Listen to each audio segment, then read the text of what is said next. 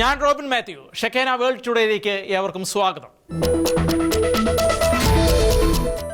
Greenland വിഷയത്തിൽ അമേരിക്കയുമായി തർക്കത്തിലേർപ്പെട്ട European രാജ്യങ്ങളെ പരിഹസിച്ച് റഷ്യൻ പ്രതിനിധി Kirill Dmitriev American president Donald ട്രംപിനെ എതിർക്കരുത് എന്നും സ്വന്തം പിതാവിനെ പ്രകോപിപ്പിക്കുന്നത് യൂറോപ്പിന് നല്ലതല്ല എന്നും അദ്ദേഹം പരിഹാസരൂപേണ പറഞ്ഞു. ഗ്രീൻലാൻഡ് വിട്ടു നൽകാൻ തയ്യാറാകാത്ത 8 രാജ്യങ്ങൾക്ക് മേൽ ട്രംപ് കടുത്ത നികുതി ഏർപ്പെടുത്തിയതിന് പിന്നാലെയാണ് റഷ്യയുടെ ഈ പ്രതികരണം. ഗ്രീൻലാൻഡിലേക്ക് സൈന്യത്തെ അയക്കുന്ന ഓരോ രാജ്യവും അതിന്റെ പ്രത്യാഘാതം അനുഭവിക്കേണ്ടി വരുമെന്ന് ദിമിത്രിയേവ് ഓർമ്മിപ്പിച്ചു. ഓരോ സൈനികനും 1% നികുതി എന്ന നിലയിലാണ് അമേരിക്ക ഇപ്പോൾ ശിക്ഷാ നടപടികൾ സ്വീകരിച്ചിരിക്കുന്നത്. ഫെബ്രുവരി 1 മുതൽ ബ്രിട്ടൻ, ഫ്രാൻസ്, ജർമ്മനി ഉൾപ്പെടെയുള്ള രാജ്യങ്ങളിൽ നിന്നുള്ള സാധനങ്ങൾക്ക് 10% അധിക നികുതി നൽകേണ്ടി വരും. ഗ്രീൻലാൻഡ് പൂർണ്ണമായും അമേരിക്കയ്ക്ക് വിൽക്കാൻ തയ്യാറാകുന്നതുവരെ ഈ നികുതി വർധനവ് തുടരുമെന്നാണ് ട്രംപിന്റെ നിലപാട്. ജൂൺ മാസത്തോടെ ഈ നികുതി 25% ആയി ഉയരുമെന്നും അദ്ദേഹം ഭീഷണിപ്പെടുത്തി. അതേസമയം അമേരിക്കയുടെ സുരക്ഷയ്ക്ക് ഗ്രീൻലാൻഡ് അനിവാര്യമാണ് എന്ന വാദത്തിൽ ഉറച്ചു നിൽക്കുകയാണ് ട്രംപ് ഭരണകൂടം. ഒരാഴ്ചയിലേറെയായി ഇറാനിൽ നിലനിന്നിരുന്ന ഇന്റർനെറ്റ് നിരോധനം ഘട്ടം ഘട്ടമായി നീക്കാൻ അധികൃതർ തീരുമാനിച്ചു. പ്രതിഷേധങ്ങളെ തുടർന്ന് രാജ്യം മുഴുവൻ ആശയവിനിമയ സംവിധാനങ്ങൾ തടസ്സപ്പെട്ട അവസ്ഥയിലായിരുന്നു.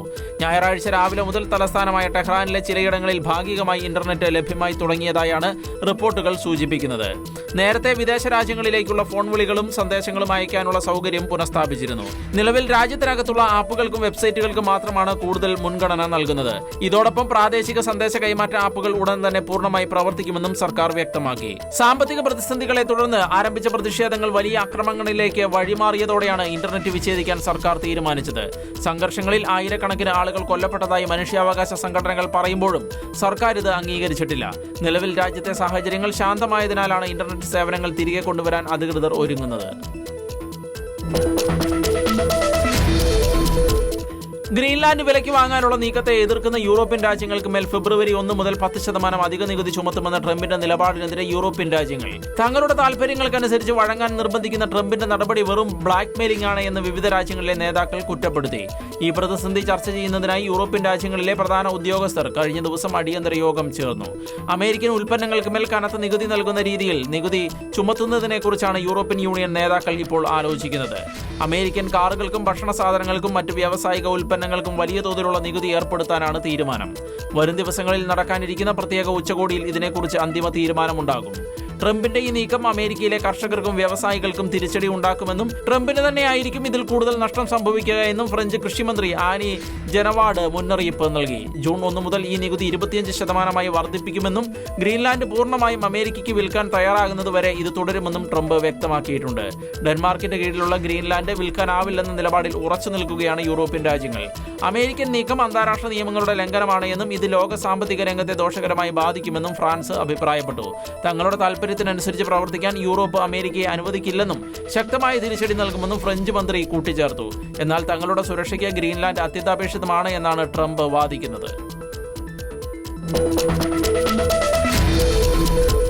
ദക്ഷിണ സ്പെയിനിൽ 2 അതിവേഗ ട്രെയിനുകൾ തമ്മിൽ കൂട്ടിയിടിച്ചുണ്ടായ അപകടത്തിൽ 39 പേർ കൊല്ലപ്പെടുകയും നിരവധി പേർക്ക് ഗുരുതരമായി പരിക്കേൽക്കുകയും ചെയ്തു. ഞായറാഴ്ച രാത്രി 8 മണിയോടെ കോർഡോബയ്ക്ക് സമീപമാണ് നാടിനെ നടുക്കിയ ഈ ദുരന്തമുണ്ടായത്. ഏകദേശം 500ഓളം യാത്രക്കാരാണ് 2 ട്രെയിനുകളിലായി ഉണ്ടായിരുന്നത്. അപകട വിവരം അറിഞ്ഞ ഉടൻ തന്നെ ആംബുലൻസുകളും പ്രത്യേക മെഡിക്കൽ സംഘവും സ്ഥലത്തെത്തി രക്ഷാപ്രവർത്തനം ആരംഭിച്ചു. പരിക്കേറ്റവരെ ഉടൻ തന്നെ അടുത്തുള്ള ആശുപത്രികളിലേക്ക് മാറ്റി. അപകടത്തെ തുടർന്ന് മേഖലയിലെ ട്രെയിൻ ഗതാഗതം പൂർണ്ണമായും തടസ്സപ്പെട്ടു. നേരായ പാതയിൽ ട്രെയിൻ പാളം തെറ്റിയത് എങ്ങനെയെന്ന് വ്യക്തമല്ലെന്നും സംഭവത്തിൽ അന്വേഷണം ആരംഭിച്ചതായും ഗതാഗത മന്ത്രി അറിയിച്ചു. മരിച്ചവരുടെ കുടുംബാംഗങ്ങളെ പ്രധാനമന്ത്രി അനുശോചനം അറിയിക്കുകയും രാജ്യം മുഴുവൻ അവർക്കൊപ്പമുണ്ട് എന്ന് പറയുകയും ചെയ്തു. ദുരന്തത്തിൽ മരിച്ചവരിൽ ഒരു ട്രെയിൻ ഡ്രൈവറും ഉൾപ്പെടുന്നുണ്ട്.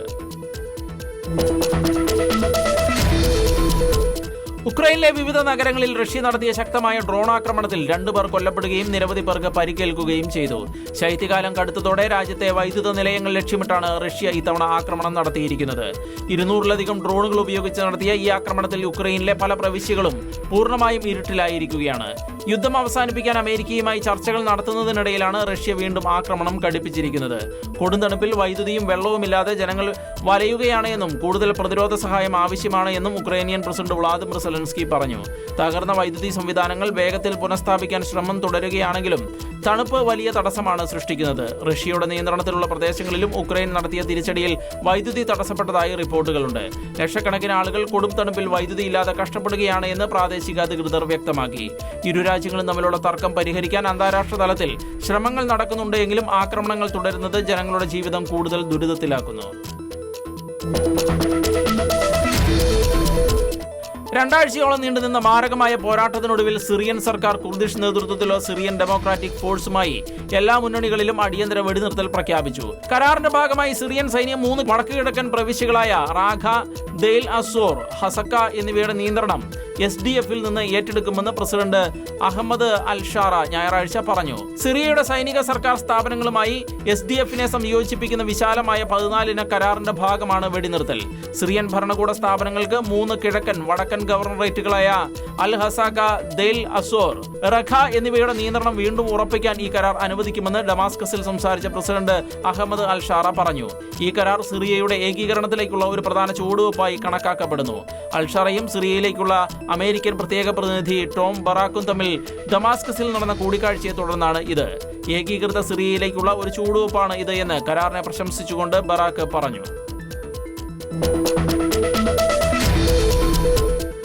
ഇറാനിൽ രാജ്യവ്യാപകമായി ഉണ്ടായ പ്രതിഷേധങ്ങളിൽ ഏകദേശം 500 സുരക്ഷാ ഉദ്യോഗസ്ഥർ ഉൾപ്പെടെ കുറഞ്ഞത് 5000 പേർ കൊല്ലപ്പെട്ടുവെന്ന റിപ്പോർട്ടുകൾക്ക് പിന്നാലെ അമേരിക്കയ്ക്ക് ഇറാന്റെ മുന്നറിയിപ്പ്. അമേരിക്കയുമായുള്ള സംഘർഷങ്ങൾ വർദ്ധിച്ചുവരുന്ന സാഹചര്യത്തിൽ പരമോന്നത നേതാവ് അയത്തുള്ള അലി ഖമേനിയെ ലക്ഷ്യം വെച്ചാൽ അത് വലിയ ഒരു യുദ്ധത്തിലേക്ക് നയിക്കുമെന്നാണ് മുന്നറിയിപ്പ്. മാത്രമല്ല, അമേരിക്ക നടത്തുന്ന ഏതൊരു ആക്രമണത്തിനും ടെഹ്റാനിൽ നിന്ന് അതികഠിനമായ പ്രതികരണം ഉണ്ടാകുമെന്നും ഇറാനിയൻ പ്രസിഡന്റ് മുന്നറിയിപ്പിൽ വ്യക്തമാക്കി. അന്യായമായ ഏതെങ്കിലും ആക്രമണത്തോടുള്ള ടെഹ്റാന്റെ പ്രതികരണം രൂക്ഷമായിരിക്കുമെന്ന് ഇറാനിയൻ പ്രസിഡന്റ് മസൂദ് പെസൻഷ്കിയാൻ എക്സിൽ മുന്നറിയിപ്പ് നൽകുകയായിരുന്നു. രാജ്യത്തിന്റെ പരമോന്നത നേതാവിനെതിരായ ഏതൊരു ആക്രമണവും രാജ്യത്തിനെതിരായ ഒരു സമ്പൂർണ്ണ യുദ്ധത്തിന് തുല്യമാവും എന്നും അദ്ദേഹം വ്യക്തമാക്കി. അതേസമയം പ്രതിഷേധക്കാർ തെരുവുകളിൽ കൊല്ലപ്പെടുന്നത് തുടരുകയോ വധശിക്ഷയ്ക്ക് വിധേയരാക്കുകയോ ചെയ്താൽ ഇടപെടുമെന്ന് അമേരിക്കൻ പ്രസിഡന്റ് ഡൊണാൾഡ് ട്രംപും ആവർത്തിച്ച് വ്യക്തമാക്കി. കൊളംബിയയിലെ ഒരു പ്രദേശത്തിന്റെ നിയന്ത്രണത്തിനായുള്ള പോരാട്ടത്തിന്റെ ഭാഗമായി എതിർവിഭാഗവുമായി ഉണ്ടായ ഏറ്റുമുട്ടലിൽ ഇടതുപക്ഷ ഗറില്ല ഗ്രൂപ്പിലെ 27 പേർ കൊല്ലപ്പെട്ടതായി സൈനിക അധികൃതർ ഞായറാഴ്ച റിപ്പോർട്ട് ചെയ്തു. കൊളംബിയയിലെ തലസ്ഥാനമായ ബൊഗോട്ടയിൽ നിന്ന് 300 കിലോമീറ്റർ തെക്ക് കിഴക്കായി ആമസോണിലെ ഗ്വാവിയർ മേഖലയിലെ എൽ റെറ്റോർണോ മുനിസിപ്പാലിറ്റിയുടെ ഗ്രാമപ്രദേശത്താണ് സമീപ മാസങ്ങളിലെ ഏറ്റവും അക്രമാസക്തമായ ഏറ്റുമുട്ടൽ ഉണ്ടായത് എന്ന് സൈനിക വൃത്തങ്ങൾ വാർത്താ ഏജൻസികളോട് വ്യക്തമാക്കി. ഇവാൻ മോഡിസ്റ്റർ എന്നറിയപ്പെടുന്ന നെസ്റ്റർ ഗ്രെഗോറിയോ വേരയുടെ നേതൃത്വത്തിലുള്ള വിപ്ലവ സായുധ സേനയിലെ ഒരു വിഭാഗവും അലക്സാണ്ടർ ഡിയാസ് മെൻഡോസയുടെ നേതൃത്വത്തിലുള്ള മറ്റൊരു വിഭാഗവും തമ്മിലാണ് ഏറ്റുമുട്ടൽ നടന്നത്. ഈ 2 ഗ്രൂപ്പുകളും മുൻപ് സെൻട്രൽ ജനറൽ സ്റ്റാഫിന്റെ ഭാഗമായിരുന്നു. എന്നാൽ 2024 ഏപ്രിലിലെ ആഭ്യന്തര തർക്കങ്ങൾ കാരണം അവർ വേർപിരിയുകയായിരുന്നു. സംഘർഷത്തിൽ നിരവധി പേർക്ക് പരിക്കേറ്റതായും റിപ്പോർട്ടുകളുണ്ട്.